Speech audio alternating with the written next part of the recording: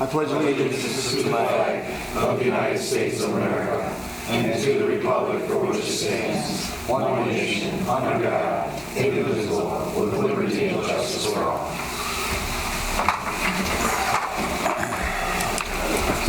Good evening, everyone. This is Monday, December 16th. If you have any questions or business with this council, come up to one of these microphones and tell us what your name and your address is and what's on your mind.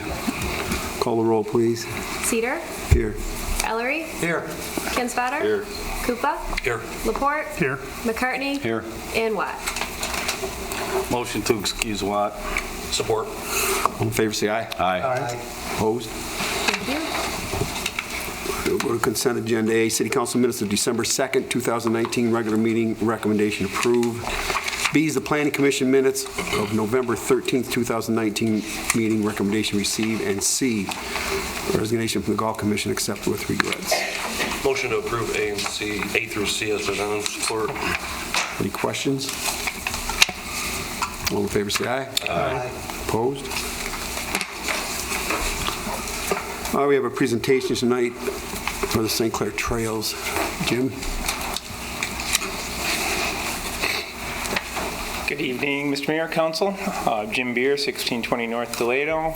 Been before you before to discuss this project that we've undertaken, which what's completed is a study that was given to our engineer, AEW, to consider options and provide information back to our advisory board.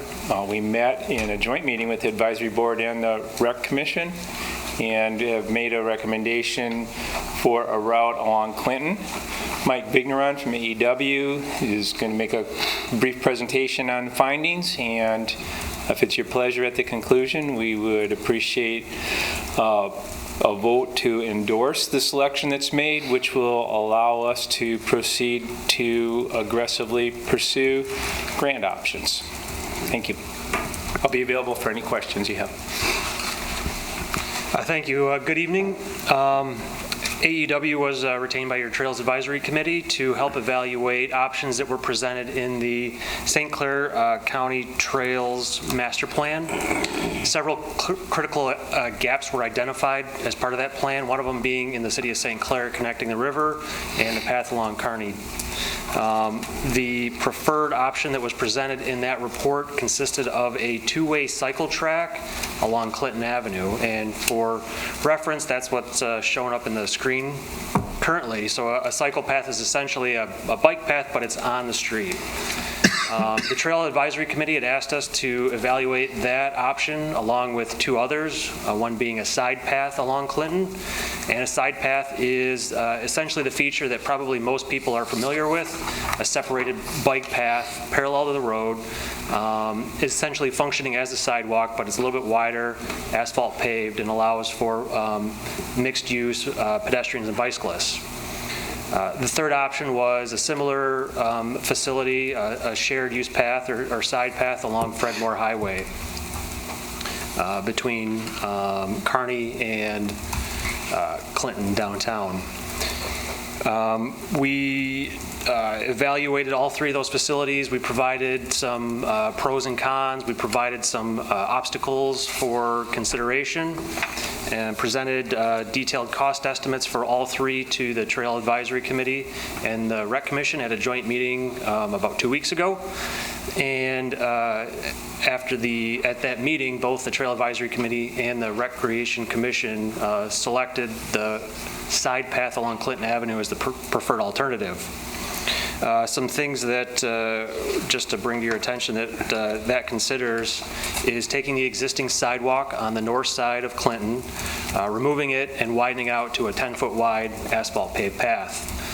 Most paths in the city are currently 8 feet, but 10 feet allows us to meet current guidelines that are published by Federal Highway Administration and MDOT for these shared use path facilities, and allows them to be eligible for federal funding without seeking design variances or exceptions. That will require probably some relocation utility poles, regrading driveways. There's a lot of grade for consideration along that route, so possible regrading of some people's lawns and driveways to make that option work. But it was the consensus of the committee that this was a direct route from existing facilities that connected downtown, and it met the needs of the all ages and all abilities design user that's been kind of the target of the countywide focus for these gaps. The estimated cost for that facility, including budget numbers for easements and some of your soft costs along with some contingencies, is about $850,000. The Trail Advisory Committee, like Jim mentioned, is going to be seeking grants that could cover up to 80% of the construction cost, with the remaining cost being the responsibility of the local government, in this case, City of St. Clair. It's also our understanding that there's other foundations out there, Ralph C. Wilson Foundation, or other grant opportunities that could potentially reduce that match requirement as well. So I think just for some round numbers, an estimated $850,000 construction project, it would probably be in the neighborhood of $280,000 to $300,000 of city funds or grant funds to make that happen, if the grant funds that are being sought are actually obtained. So, did you say 20%? 20% of the total construction amount is the local minimum required match for the Transportation Alternatives Grant Program that's administered through SEMCOG or through the Michigan Department of Transportation. So how do you figure 300,000? That includes, so that 20% of the construction cost is a requirement of the locals, and then 100% of the engineering, inspection, all that other stuff is 100% the city's responsibility. The grant won't cover those costs. So. Gotcha. So with that, I guess we'll open it up to questions or discussion, and I guess Jim was kind of hoping for a recommendation. Has timeframes been thrown out there yet? We're looking to get the grant process underway as quickly as possible, with grants being submitted to community foundation committees in February, and so we really need requesting going out prior to February, and then the TAP grant and DNR grants around April 1st. And so the grant process and approval will probably take most of the year, and if we were successful across the board, we would be looking at notification mid-fall, is that when it comes out, and then be in a position to make engineering award go through engineering. So we would be seeing the earliest possible construction would be spring and summer of 2021. And as I said earlier, Mike pretty well explained the rough breakdown of local participation. We can make it more attractive if we have that local match to be a little bit higher than 20%, makes us more competitive in obtaining the funds. That again is really what I'm asking for approval tonight, so that we know that the council is behind this option, and free us up to take that forward and try to get as much as possible from the foundations that are looking for us to make this request, and then be able to come back to you and say, well, here is indeed what the city match is, or we've been able to cover it all with foundation money. So that remains to be seen, but that's what we want to pursue.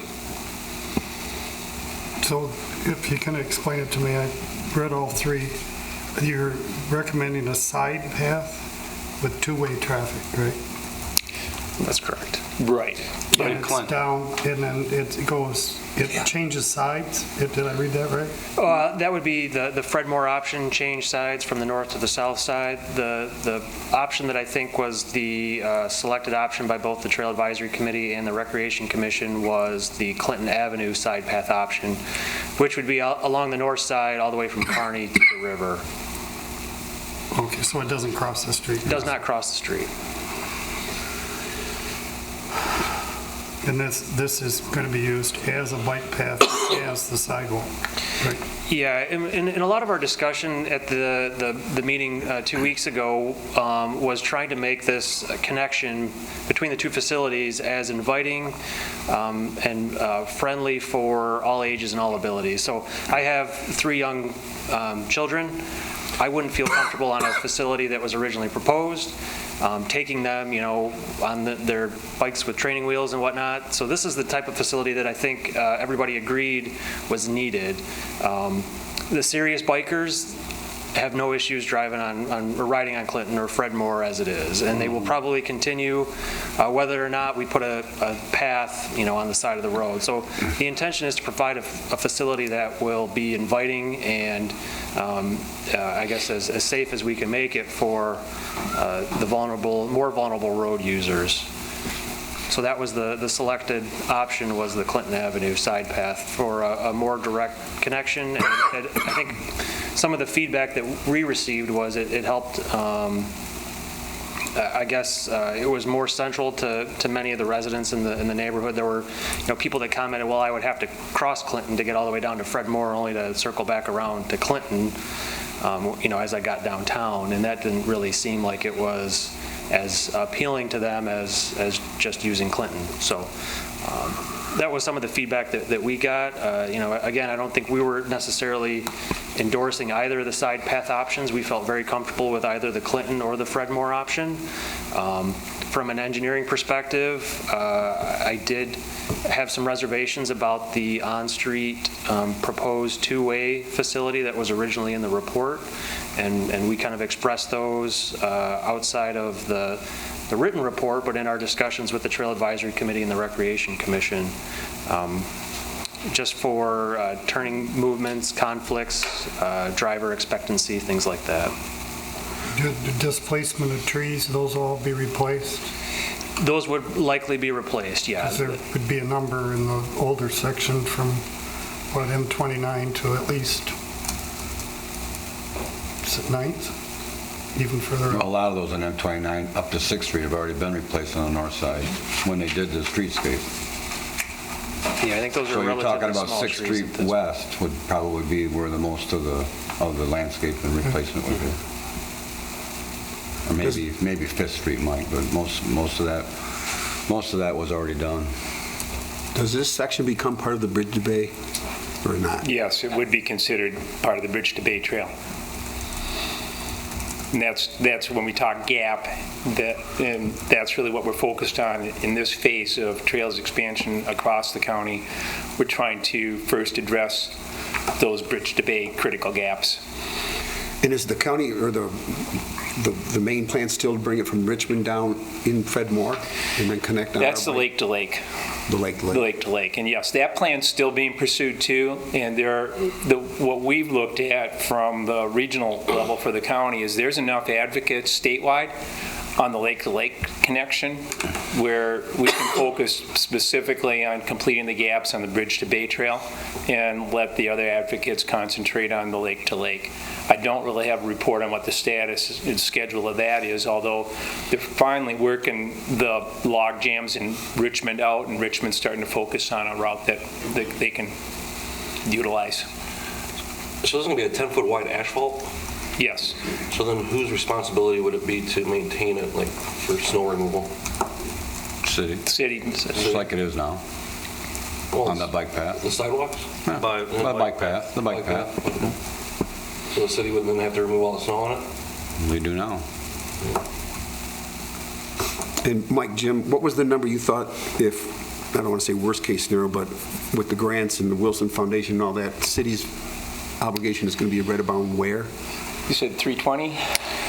Yeah, I think worst case, if you just got the one grant that provided a 20% match on construction and all the other costs, or 80% match on construction, 20% local match, the city's share would be around $300,000.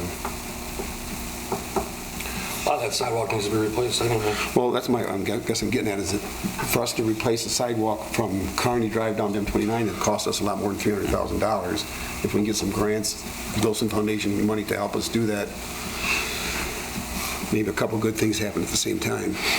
We've been working with the folks from St. Clair County Planning as well. There's so many subgroups of that countywide planning task force that are kind of independently pursuing these gaps and the critical gaps that were identified in the report, that we're trying to make sure that we're not competing with Port Huron or Marysville for projects in the same funding cycle. So from everything we're hearing, St. Clair is by far the first to the table with getting this far along in the process. So, Just to echo that, we met today, the regional board met at the Community Foundation office, and to update you, Marysville has their primary routes identified, at least from their advisory group, and that is, there's a short section by Chrysler Beach. They also want to focus on continuing along the river and upgrading that one-way portion of River Road in Marysville, widening that and enhancing that as a bike route. That's coming from their advisory board. The city right now doesn't recognize that as a priority, so they're moving forward. They have some things identified, but they're not budgeting or really focused on that. So that gap, as far as the current cycle, probably shifts ahead in time a little bit. In Port Huron, they're looking at really starting up at Craft and coming into the cemetery along what would be the extension to 10th Street, putting a bridge across the canal, and then they've got a route that brings them all the way back down through downtown, hooks up with 7th Street. On that route, there's some physical construction, but the majority of it is really delineating on residential streets. So they're very close. They'll probably be able to start doing some budgeting, but what Mike just said is what we determined today. The focus in going after funding in the first round of the cycle is really going to fall to St. Clair because we've moved faster than the other entities have been able to.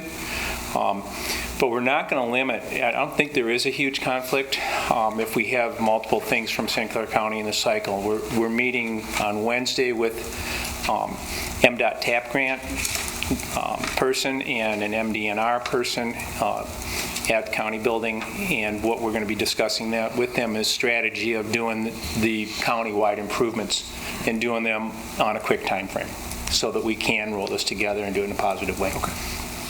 That extra 2 feet, you're going to be pulling it from which side?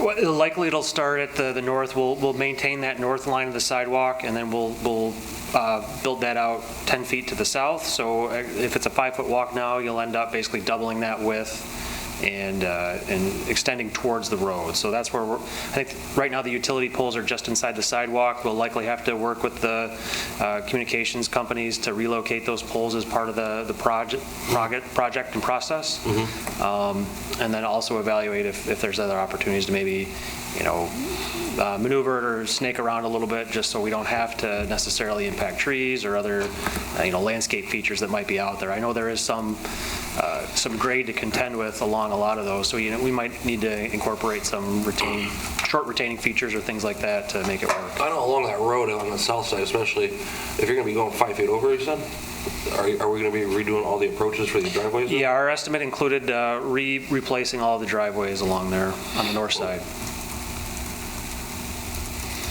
And you also allow the utility relocation cost in the budget too. Yep. So the extended part is going to be from the existing sidewalk to the road. To the south. Yeah. It would be removing the existing walk and Then replacing it. when you make the turn right, like Blake's and Riverside, is it?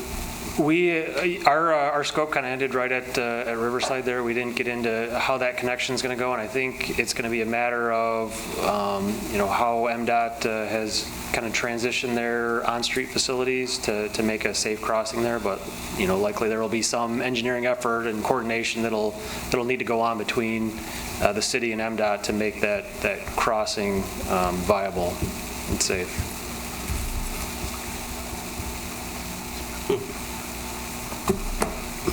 Does anybody have any numbers on what it would cost to replace the sidewalk just as another sidewalk? Because I knew we were looking into that anyhow, weren't we? We were asked for a sidewalk program to have it identified, but Mr. Sturdy, when we asked for an estimate at one time for a section, and do you remember the number blew us away? Would you remember what that was? Well, the number that I spoke of wasn't an estimate. It was just a figure that could be used for as much as could get done. So there was $20,000 set aside to do some sidewalk repair. Did we get any?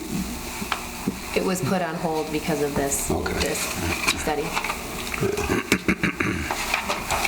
I like the idea. I think what we're asking for tonight is for you to accept the recommendation from the Trail Advisory Committee, and the Rec Commission supported it, and that we want to pursue grant funding, and we're going to do our best to get the minimum local match. And of course, we do come back to City Council if we're applying for any grant. Right. So there are funds available that will cover a portion of our local match funds too that we're going to pursue. So you're not looking really for any just kind of your motion as far as a number goes tonight? You're just looking for us to No. accept your recommendation, tell you to move forward? Yes, so that we can go ahead and start pursuing a grant Yeah. that will come back to you as a council. Right. Yeah, knowing that the council endorses this choice is important to the folks that we're dealing with on the grants. Do we make that motion now? Yes. Well, then I'll make that motion. I'll support it. All right, the motion is made to support the recommendation. Is there any questions? Mr. Kleeman? Question I have is, what is this going to look like between 3rd Street and 4th Street in front of the auto place and the just asked Riverside that. Pub? What is that going to look like? I just asked that. I know, I know you asked it, what's it going to look like? You got all concrete, so you're just going to have a patch of asphalt right in the middle of the concrete? Is that how it's going to look? I mean, I'd like to see what that's going to look like. Right, our estimate did include replacing that sidewalk as well, and I know it was just recently put in the decorative concrete nature. And we can certainly look at options to redo that in a concrete that would maybe blend in a little bit better than, an asphalt path that sticks between, all the concrete that is out there. But that could still be designated as, the... Stripe it or whatever. Right. Yeah. You'll have to take all that paved stone, the decorative stuff out. Stamped concrete. That's stamped concrete. Yeah, some of it would need to be evaluated. There are options to potentially just, tack on 5 feet to that to get the pathway, or I guess there's a lot of different options that could be evaluated. We haven't gotten to, that level of detail with those connections yet. It was what we felt was a pretty representative estimate of the amount of effort that it would take, with a couple of different options when you actually get into the details in those areas. So. There would be that opportunity, and that the more detailed engineering Mike's talking about to vet out those particular spots. And I'm sure that there would be some log jams that there'll be either or questions that the engineer would bring back to the community and say, what's your preference? We can do one or two things here. Here's costs associated with it. What appearance are you looking for? Those decisions would be in the next phase. So we would have a little input on the aesthetics. Oh, absolutely. Yeah. All right, the motion made supporting. Questions from the audience?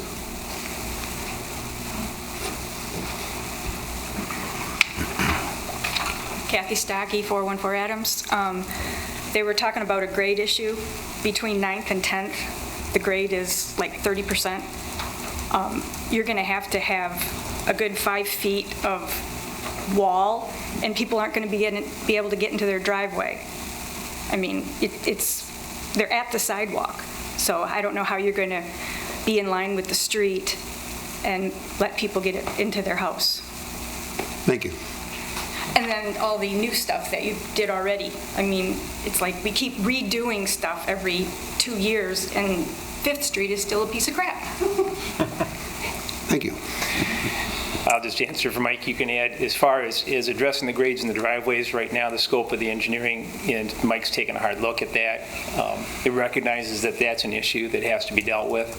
The evaluation was that it's feasible, and it's not prohibitive to make the selection of this route. The exact solution and what's going to be acceptable to each property owner, that's in the next phase of the engineering. Anybody else from the audience? All right, the motion is made and supported. Would you call the roll, please? Ellery, No. Kinsfater, Yes. Kufa, Yes. Laporte, Yes. McCartney, Yes. Cedar. Yes. Motion carries, Your All Honor. right, thank you, gentlemen. Thank you very much. We'll go to number 6. Ordinances Resolution A, Ordinance Adoption 219-5, Small Cell Wireless Facilities. Mr. Downey. Your Honor, before council tonight is a small cell wireless facilities ordinance that was introduced at our last meeting. It's before council for adoption tonight.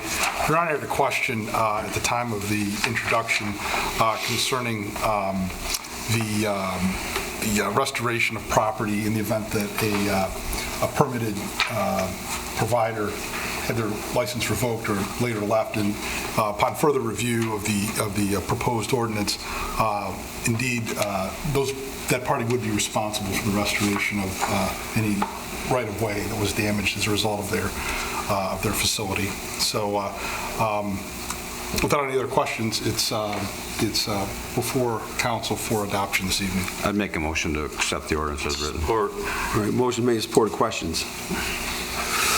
Yes, ma'am. When you're talking small cell, I assume this is the 5G? Have you considered the health ramifications to the community of 5G? And tell me what you mean by that. The EMF, the radiation, there are a lot of reports out there of health damaging effects of 5G. I don't know everything off the top of my head, but if you did a little bit of research, you would not want this in your community. You would not want one right next to your house. I mean, people are dying from this. It's like, okay, you know, no, it's true. If you start looking into, research this. It's not a money thing, it's a health thing. Please research this before you accept this ordinance. Thank you. Any other questions? Call the roll, please. Kinsfater, yes. Kufa, Yes. Laporte, Yes. McCartney, Yes. Ellery, Yes. Cedar. Yes. Carried, Your Honor. Thank you. All right, let's go to B, Ordinance Adoption 219-6, Sign Obstruction. Mr. Downey. Your Honor, again, this is an item before council tonight for adoption. This ordinance was introduced at our last meeting, and as I indicated at that time, this is sort of an offshoot of a general rewrite or complete overhaul of the current city sign ordinance. That is, I believe, going to be put before city council in the new year, but one of the consequences of that evaluation or rewrite was to address this issue of I described them as human signs, and rather than doing it as a sign issue, which creates First Amendment issues due to some recent Supreme Court case law, we would address this concern by a public safety or the city's ability to legislate on its right-of-way. So again, without any further questions, this is before council tonight for adoption. Motion to approve. Support. All right, any questions? Call the roll, please. Kufa, Yes. Laporte, Yes. McCartney, Yes. Ellery, Yes. Kinsfater. Yes. Cedar. Yes. Carried, Your Honor. All right, thank you. C, Resolution 1929, MERS 557 Supplemental Retirement Program. Mr. Murphy. Yes, Council, in the police contract that was just, the agreement that was reached in early November between the city and the POLC union, one of the provisions in there relating to retirement benefits for the police officers was the creation of a 457 account. It's to be offered to the officers. We already offer them a 457 account through ICMA. This would be a 457 account created through MERS, which is the same entity that manages our the pensions funds for the police program. And what this resolution does is essentially sets up the 457 program as defined in that collective bargaining agreement.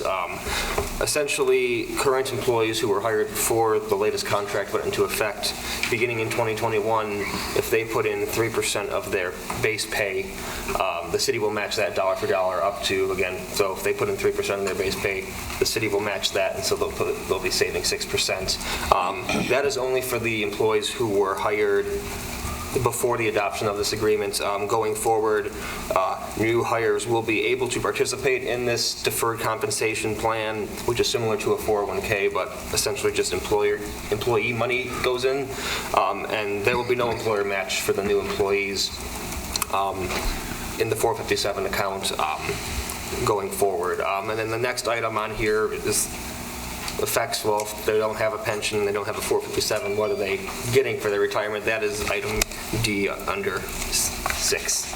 So we'll get to that at the next vote. I guess I could go into that now, just so we're clear.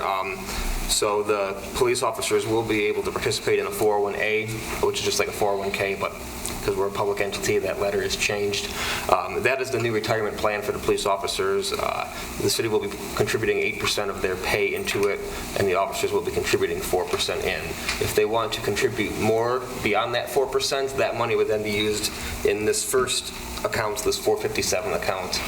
So it's essentially a second savings account for the new hires and another way for the previous hires to save a little bit more for their retirement. So that is, again, this first resolution sets up that 457 plan. So you need a motion to approve both resolutions as you've presented? I think we're going to do one at a time. You want to do one at a time? I make a motion to approve the resolution C. Support. All right, motion made and supported. Questions? Call the roll, please. Laporte? Yes. McCartney? Yes. Ellery? Yes. Kinsfater? Yes. Koopa? Yes. Cedar? Yes. Adopted, Your Honor. All right, let's go to D, 1930 MERS Defined Contribution Plan. Your Honor, I'd also make a motion to approve the resolution presented on item D. Support. Any questions? Call the roll, please. McCartney? Yes. Ellery? Yes. Kinsfater? Yes. Koopa? Yes. Laporte? Yes. Cedar? Yes. Adopted, Your Honor. All right, thank you. We'll go to E, Resolution 1931, Dissolution of Local Development Finance Authority. Mr. Rothy. So the Local Development Finance Authority was created in 1995, I believe, and I think it was done in conjunction with plans for the industrial park. At the time, the Local Development Financing Authority had adopted a tax increment finance plan, similar to what the DDA used to operate under. That tax increment finance plan expired after 5 years, so that was the year 2000. This authority, which has not met since at least 2013, it conducts no business, has no meetings, and we are recommending that it be dissolved because the state of Michigan last year passed a new law that creates a whole bunch of reporting requirements. So you have to report the activities of an authority, and former Superintendent Booth was speaking with representatives of the Treasury who basically suggested, well, you have to follow these requirements even if you don't have business. But then if you dissolve the authority, which again has not been serving a function for about 20 years, those reporting requirements you obviously do not have to comply with anymore. I would move to dissolve the local authority. All right, the motion is made, supported. Questions? I have one question for you. We dissolve it, but in 2 years we need it, we can bring it back. Yes, it can be created. Any other questions? What was the original intent for it? And that was before my time, but I believe it was done, the boundaries of in the original adoption resolution, the boundaries described land that is now where that industrial park is. Okay. All right, call the roll, please. Ellery? Yes. Kinsfater? Yes. Koopa? Yes. Laporte? Yes. McCartney? Yes. Cedar? Yes. Adopted, Your Honor. Thank you. All right, reports administration. A, City Superintendent, Mr. Rothy, what do you got tonight? Okay, a few items today.